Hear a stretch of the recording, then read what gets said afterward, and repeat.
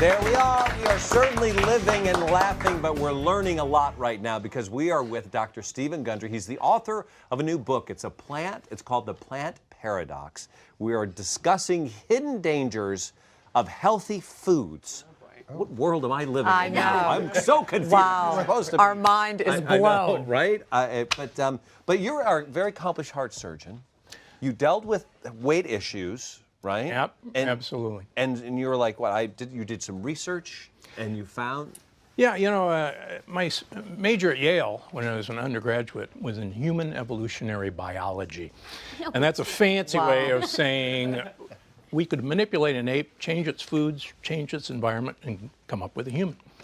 And I tucked that all aside and became a very famous heart surgeon, chairman of heart surgery at Loma Linda University, did all the baby heart training. Loma Linda? Baby, I took care of you. Possibly. Wow. What a good job. You did great work, doctor. And, I made a bunch of devices that are still used to keep people alive during heart surgery, but I was running 30 miles a week. I was going to the gym 1 hour a day, and I was 70 pounds overweight. Wow. What? Now, wait a minute. How is that even possible? Well, because I was eating healthy foods.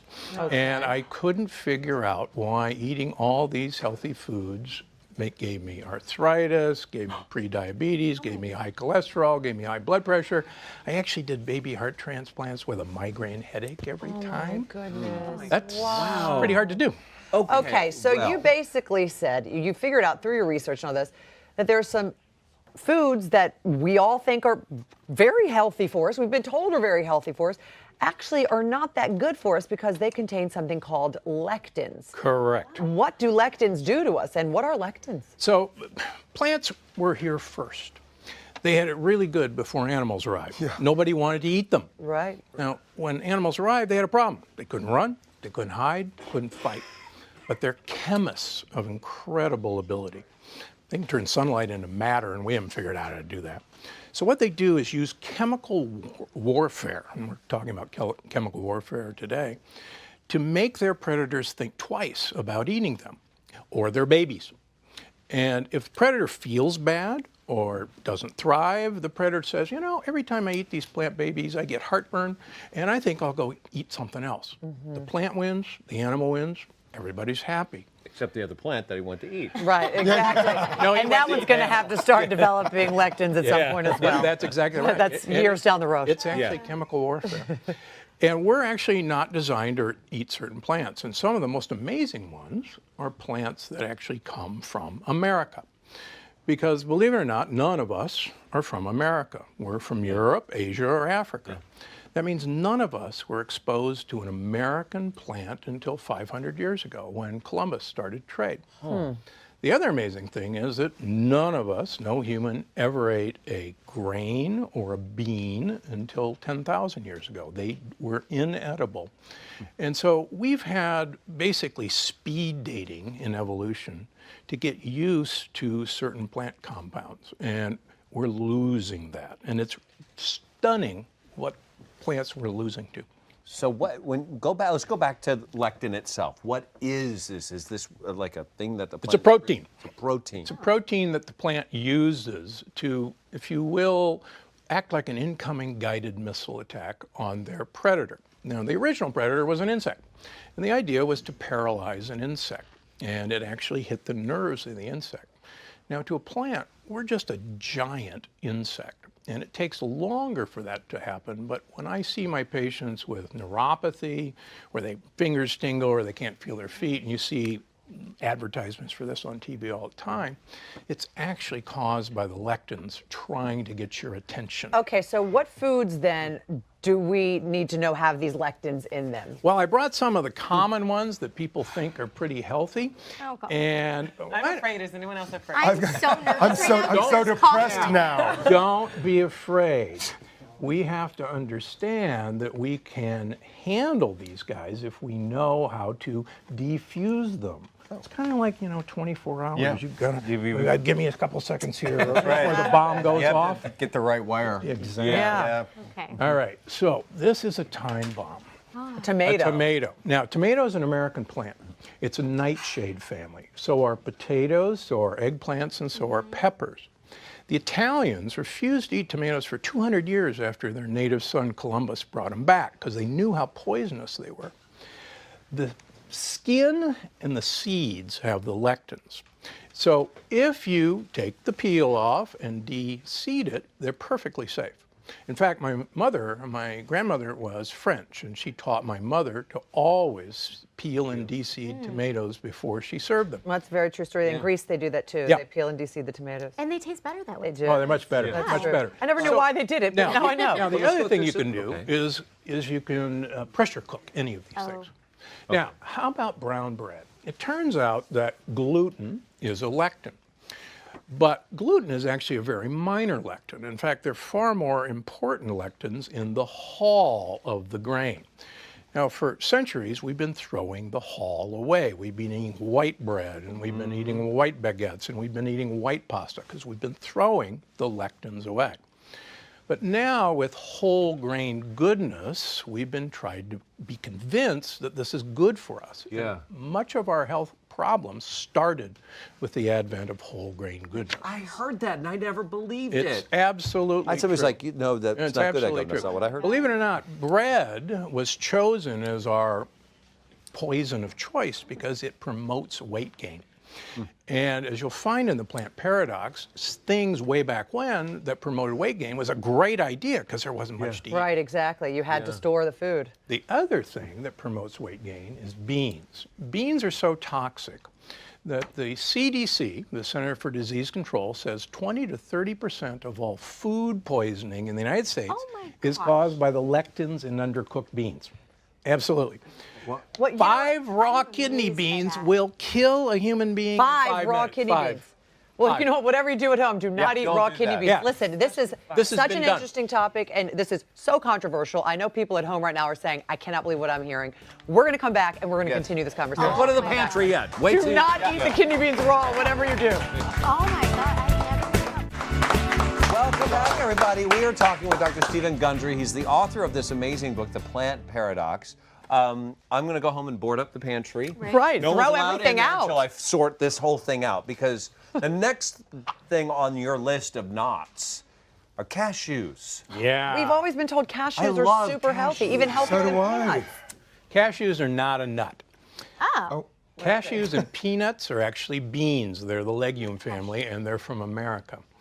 Cashews are one of the most inflammatory foods that have ever been discovered. The Amazonian Indians always take the cashew off the fruit and throw it away because they know how dangerous it is.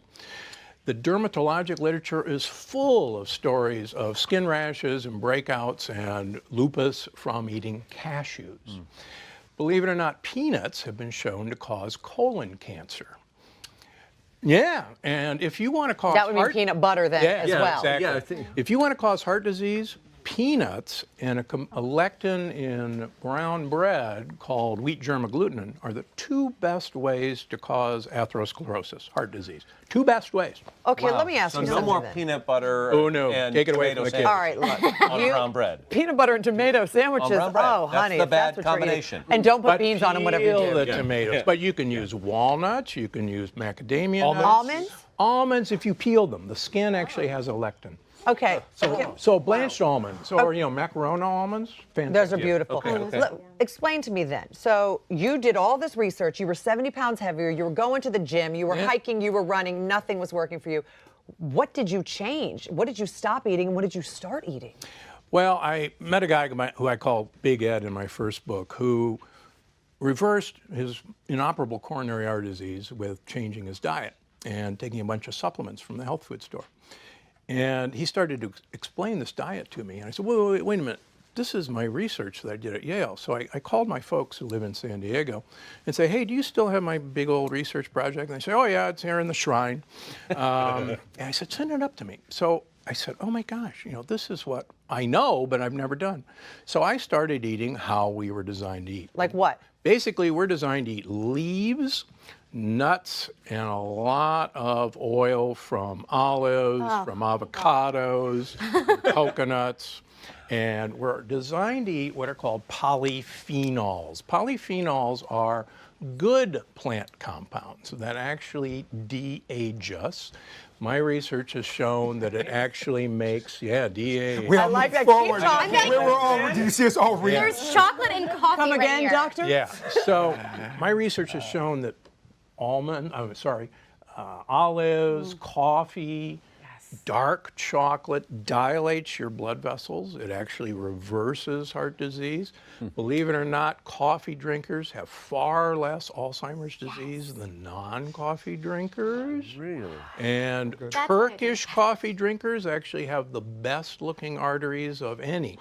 Fantastic. That's all we drink in Greece, Turkish coffee. Yeah. They call it Greek coffee, though. There's a little... that's true. Of course, you'd have You to call it can't, Greek. but a person can't live on coffee, olives, dark chocolate, and almonds. Why not? Why not? Leaves. I can't. You have to have You gotta something have more leaves. substantial. Well, Are you leaves- eating so- animal protein? So I'm kind of a veg aquarian. I eat leaves and shellfish and a few wild fish.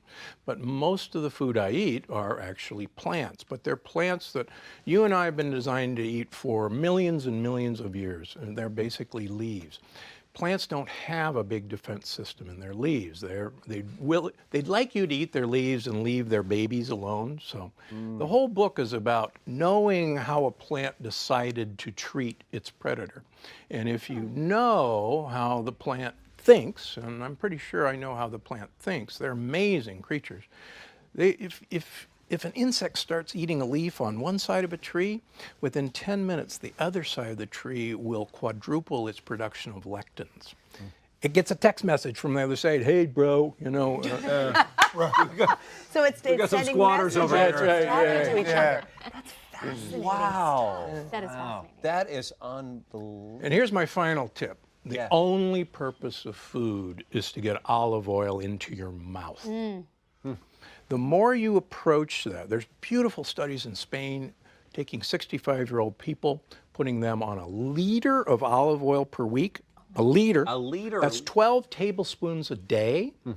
And comparing it to a low-fat Mediterranean diet, at the end of 6 years, the olive oil group had better memory than the low-fat diet group, but for women, they had a 67% less incidence of breast cancer than the low-fat Mediterranean diet. And how do they do? Just consume it?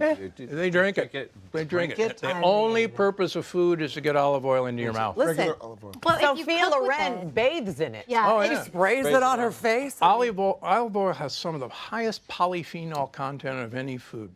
Even if you cook with it? Even if you cook okay. with it. That's a myth. Olive oil does okay. not denature know what? with cooking. Okay. This all makes sense. Popeye. Spinach and olive Bingo. oil. Ah, I'm telling you. Yeah. Since the beginning, if we just listened, Yeah. You're it so was proud of always in the yourself right now. subtext of our And look what Just listen. look what happened to Wimpy. Yeah. He was eating hamburgers all the time. Look at it. We're coming right back. Plants were here first, and they had it really good before animals arrived. Nobody wanted to eat them. Now the problem is, plants can't run, they can't hide, and they can't fight. But they're chemists of incredible ability.